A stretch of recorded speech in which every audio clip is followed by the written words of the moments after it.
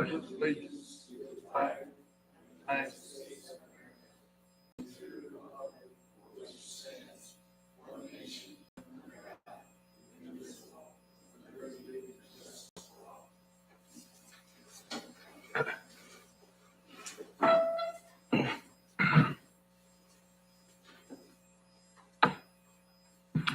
Is Mr. Ingram with us today?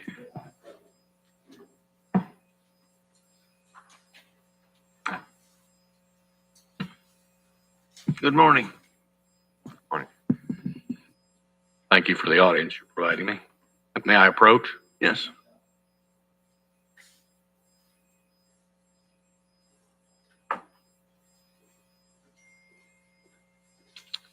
Yeah.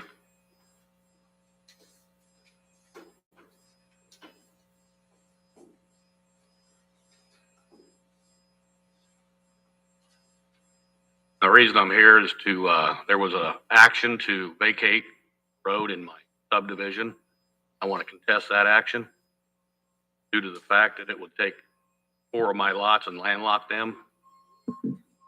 And actually it pertains to Merle Avenue, which runs parallel to 119 feet away from. One end of it's 300 south, the other end's Crestview Drive that goes down the. Okay.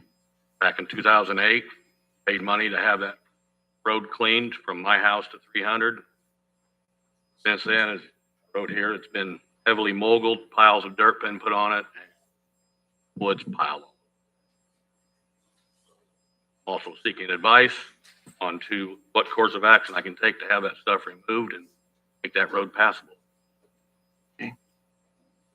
I think the gentleman came in, I don't know, probably a month ago or so, and we did not really discuss it because the legal procedures is for him to get an attorney to go through and then present. I think part of that action is that he has to get written notice from all of the neighbors that this is not going to landlock or interfere with their property. So we are still at a standstill here until we get something from legal counsel that says, okay, yeah, this is permissible or it's not permissible. Okay. At this time, we just thank you for your information. I see someone else with their hand up back there. Do you have anything else? I marked the lots that are mine. Right. Yep. On Merle Avenue. That's not the full length of Merle Avenue. It is the longest road. Yep. Interior of that Whipple Crest. We rivaled by Crestview, which surrounds the south and east boundary. Okay. The only roads on there that are covered by taken care of by the county is Crestview Drive, Frank Boulevard, and part of Main, all paved, taken care of by the county. Okay. The misuse of the road would be a little bit different topic. That the vacate and the misuse, piling trees or Okay. whatever, that's a little bit different topic. But I'm not sure that we can help with that. Right. And I was just, who can help? I can ask. That'd be the county council? No, it wouldn't be the council.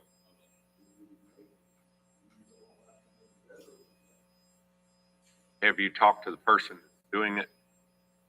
Have you? Yes, they were the ones that admitted to doing it. Okay. Right.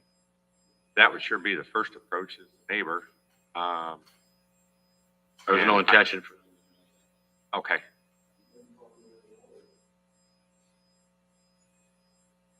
Yeah, we just can't have the highway go out and remove stuff that we didn't put there. So. No, I'm not asking for Okay. Okay. I'm just asking. Yeah. How do I see? Yeah. Work. Not really. Okay. Yeah. That's what I have. Okay, thank Thank you. Thank you. Yes, sir. I made you. This is Dash. This is city. City hall. Diagram of the whole plotted out areas. This, the green area is the contested road. And all of the properties adjacent to it, myself, Jerry Triller, and Tom Miller. We were all wanting it removed because right now we're taking care of it as our own our grass in our backyards. Tom has a pool back there. Just the fact of having people that we don't know driving down there with the kids and everything, we want it closed. Okay, We want to make that for you. thank you. Thank you. Oh, well, sir, what was your name? My name is Frank Stone. Okay. I was the one who came in First, a month yeah, ago. yeah. Tom's actually working on it with his attorney. Okay, Thank you. Same. but they are working with their legal counsel. Get it resolved.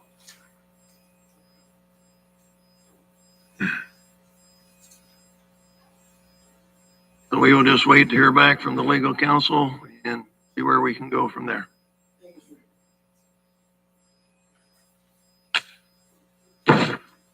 Nathan? First, some updates on the courthouse project. I have no change order requests to present for your approval this week. Over the last 2 weeks, I've approved 2 that came in under my threshold for a total cost of about $7,250. These covered some upgrades to the electrical scope, tweaks to the electrical scope specifically pertaining to the HVAC units in the attic, adjustments to restroom tile, and some reductions to the interior carpentry scope. So on that last one, that was actually a credit return to us that brought down the net value of the change orders from, like, say, $9,000 to $7,250, give or take. And our project manager is on vacation this week, so I don't expect any for at least another week before we have to revisit that topic. Project finances. Our owner's contingency has a current balance of $261,683.32. I have one pending expenditure out of that line item totaling $3,500, and I'm expecting a credit back into contingency valued somewhere between $7,200 and $8,800 to be reflected on the next invoice from Luminant. Additionally, we have a little more than $75,000 left in future potential interest under the total project budget cap. And that would, of course, be added to contingency as well. The disbursement request that I plan to submit to First National in a few weeks will be the last draw on that tranche of funds, and outstanding invoices will be paid both out of both those funds and as a part of the first claims submission for county held funds that will go through Laura's office. So we've just about drawn down the entire $3.8 million from the First National Bank, and then we'll move to that 9.38, I think it is. Any questions on change orders or finances? Some of that in a CD at this time? I don't think that part is. The second part, yes. I don't remember how exactly Teresa split it up, but I believe there is some liquid and then some investing. Project progress. The basement framing that was approved under change order 31 is almost done, and we expect spray foam installation to begin next week, followed by drywall. All underground utility structures that are installed in the lawn and not under pavement have been set. Turn metal repairs on the tower are wrapping up, and painters will begin prepping them in the next week or so. Mechanicals, grout work, and concrete pours continue. We also expect to see work begin in the next couple of weeks on preparing for the installation of new storefronts at entryways. We're replacing old doors and windows with walls and windows or doors and windows. Any questions on the work? You haven't heard from Rowing about the fiber? Nope. Never got a response to that email I had sent the day of, and haven't heard anything from Dave, I think you said his name was. Yeah, they thought they would have something by last Wednesday, but I never heard from them. Nope. Any other questions on the project? Yes, ma'am. We're a couple of weeks behind, but right now I don't think that's materially affecting the actual project work so much as some of the closeout work, the architect coming in and doing the punch list walkthrough to point out anything that needs to be corrected. But as of right now, we're still in relatively good shape on the calendar.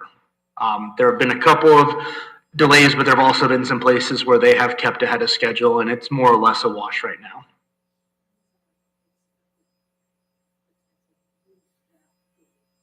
I am hoping around the 4th of July. I think by the time everything is, it might be a little bit later, and there's still always a chance that delays will happen further along, but as of right now, somewhere around there, I think. Think for a celebration when the Yes, it would. Any other questions? All right, moving along, housing project. As you're aware, a few years ago, the Community Foundation brought the Housing Resource Hub to Pulaski County to work on developing a long-term vision for improving housing opportunities in the community. One of our task force adopted goals was to develop a new neighborhood, given the working title Pleasant View Village, on county farm property on County Road 60 South. Mr. Tankersley, Justin Schramm, and the Hub's attorney have all reviewed and okayed a memorandum of understanding pertaining to pre-development efforts and costs for the project. So survey, civil, that sort of work. For a number of reasons, the Winamac Town Council has been hesitant about this project. I had hoped that the tentative allocation of Ready 2.0 funds might sway them, but they remain concerned about this site. They are supportive of housing development in the community, but this site they have some hangups. So I am asking the board to consider moving in a different direction. Eric Galbraith has approached me about a potential land swap between the county and Galco Inc. Galco recently had 110 plus acres on the north side of town, east of 35, annexed into Winamac's corporate limits. And Mr. Galbraith has offered to make a dollar-for-dollar trade. Some or all of this ground for some or all of the land that we had considered for this project. The exact acreage involved on either side to be determined based on updated appraisals. I contacted the members of the Housing Task Force and received feedback from most, with one member skeptical, one recusing himself over an existing relationship with the Galbraith family, one abstaining for lack of sufficient knowledge, 3 supporting it, and a 4th cautiously supporting it. The Northwest Indiana Forum foresees no problem with transferring the tentative Ready 2.0 funding commitment from the original site to this new one, and this new location will likely require less of an investment to connect it to municipal utilities, which is one of the town's hangups. At this point, I'm not asking for a firm commitment on the trade, but I'm seeking permission to move forward with appraisal so that we can determine the viability of such a transaction for future residential development.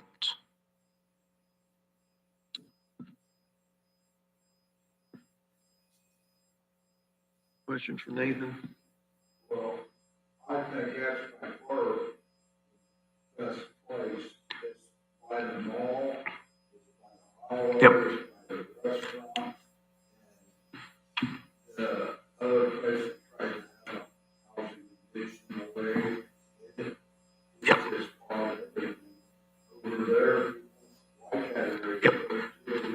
And really, at the end of the day, Mike, the primary reason we settled on that county farm property, despite some of the things you're addressing, is that because it was county owned, we wouldn't have to account for acquisition costs, and it would keep the overall project budget down, make it any easier to make the properties more affordable for working class housing. And I know that Mr. Galbraith had been considering some housing development otherwise on that property. And if he's willing to do an exchange so that we can still avoid the acquisition cost of the land, it does make it a much more suitable project, both for attractiveness of the site and that lack of land acquisition. You know, we'd be covering a little bit of cost for that we would anyway for survey and civil, and a little bit for appraisals, but not, you know, thousands of dollars an acre just to have the land ready for development. So we still own, well, I want to say close to 100. We had never really expected that the entire site would be developed, at least not immediately. Long term, maybe if it really took off. But I want to say, I can't give you an exact number because right now, the property north of the county road that kind of wraps around the old county home the recycling and transfer station, those are both part of the same parcel as most of the county farm. And then there's a 10-acre parcel at the far south end. But it's somewhere between 85 and 100 on that south side. Pretty good estimate. So Nathan, what's the time frame? If you give me the green light, I will reach out to Eric and to appraisers today or tomorrow and try to get the ball rolling. Because obviously a transaction like that, presumably just a 1031, it's going to take some time to get it all wrapped up. But we'll get the ball rolling as soon as I have the approval to. I think also there's probably a trickle down effect because you have other people involved. You have the tenants Yep. that farm these two places. And I think if we get to the point where based on further conversations and the appraisals, it's viable, that we would make sure that whatever sort of sales contract would account for making sure that they are not adversely affected by it, whether it's, and on the county farm property, it's not as big of an issue as long as Eric keeps it in farmland for the time being. Would get a little more complicated up here depending on the schedule for actual development. I think Tom Murray rents it currently. And fortunately, at least for now, he is on the town council, and so he would be involved in that conversation in two different directions. But yes, I think that for Mr. Alexander, it shouldn't be too much of a headache, but for Mr. Murray, there might be some complications we'd have to address in the agreement to make sure that nobody is coming out on the losing end based on this. So this probably hasn't been spec'd out as far as how many acres are going to be used for housing. No, I mean, just as with the county farm site, I can't imagine that an initial project that we would fund with support from Ready would be more than 20 acres of it. But the full amount that the county would theoretically receive is, like I said, going to depend on that dollar for dollar value. How many, if they appraise at the same value, more or less, it's a pretty clean swap. If one is appraised higher than the other, we might not get as many acres or we might get more, just depending on how those numbers wash out. But there would be enough either way for a first phase of development.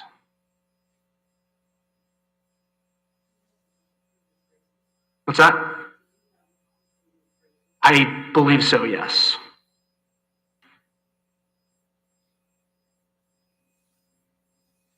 So this READ program, you quickly review that. Is there funding that? So yeah, the Ready program, Right? yes, it's a regional funding mechanism through the Indiana Economic Development Corporation.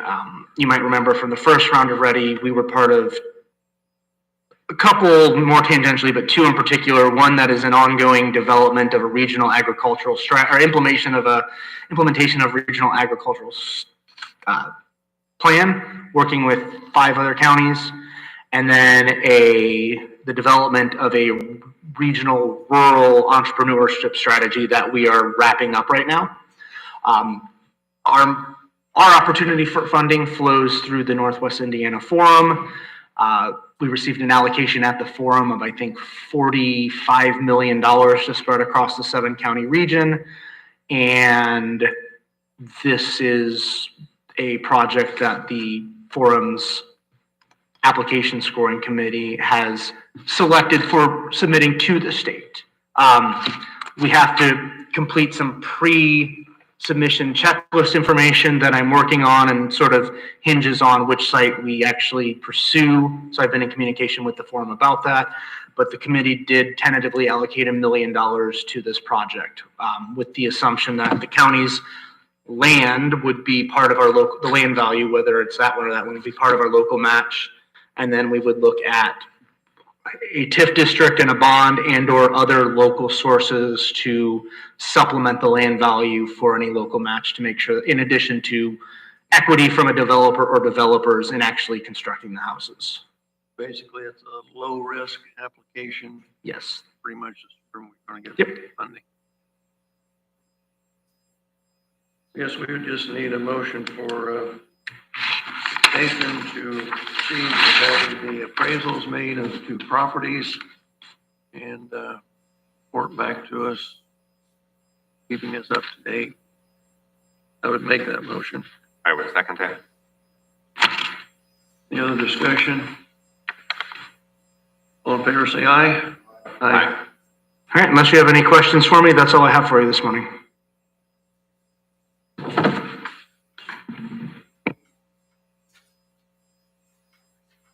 We're down to the approval of the claims and payroll number 21. Okay, I've reviewed the claims and also reviewed payroll 21, and I make a motion to approve as presented. Moved and seconded, all in favor say aye. Aye. Aye. Have the minutes. Then we have a flexible cash rent agreement for 2025 with Mr. Alexander for the county farm property. Maurice, I know you've worked with him on that. You have any comments? Well, he's been a good tenant. It's been mutually beneficial. He does understand that it is in discussion, and he's made provisions in the cash rent agreement that if part of it is used for housing, that do not need attorneys to decipher it or figure it out. And so it makes sense to go forward with it. We would have to give him notice by December 1st if we did not want him to. So it makes sense to go forward with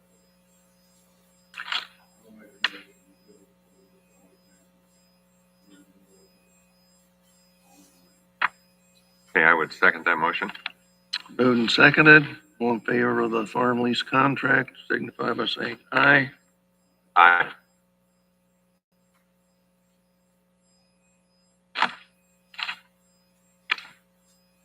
And I believe we have Gary, Dave, going to the Indianapolis for a conference on December 3rd and 4th. A motion to approve. I would make a motion to approve Gary and Dave's request. Any other discussion? All in favor, say aye. Aye. Then we have the E.M.S. director announcement. I'd like to say that we have a lot of good applicants. We have a lot of good people working within the department. We had a first round and then we had a final round of interviews. And at this time, we would like to announce Natasha Doherty. I think well-grounded in the community, which made a difference. And through the hospital and so on. So someone like to make that motion. Yes, I would make a motion to approve Tasha Daugherty as E.M.S. director. Any other discussion? All in favor, say aye. Aye. Congratulations. Congratulations.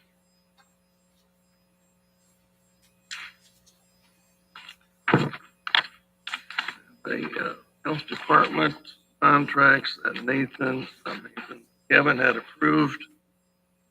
And at this point, I think, we're not actually approving the contracts itself, approving the content of the contract.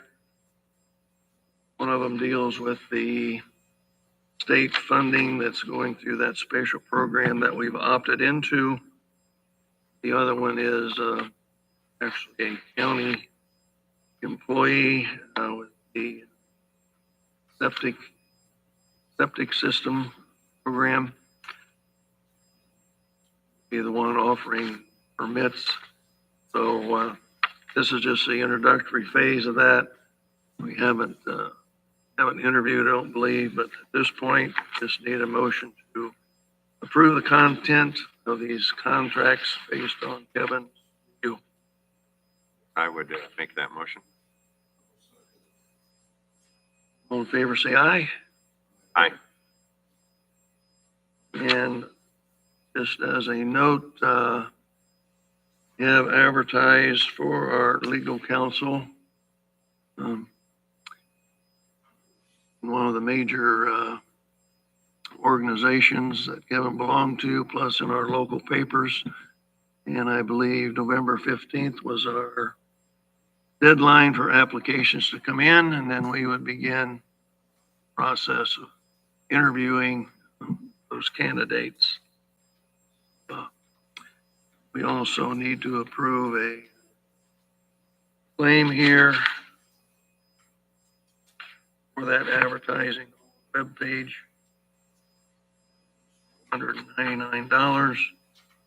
Need a motion to approve claims. Stacked. Yeah, I would make a motion to approve the advertising claim at $499. Favor say aye. Aye. Any other business? Comments? Any comments? Yes.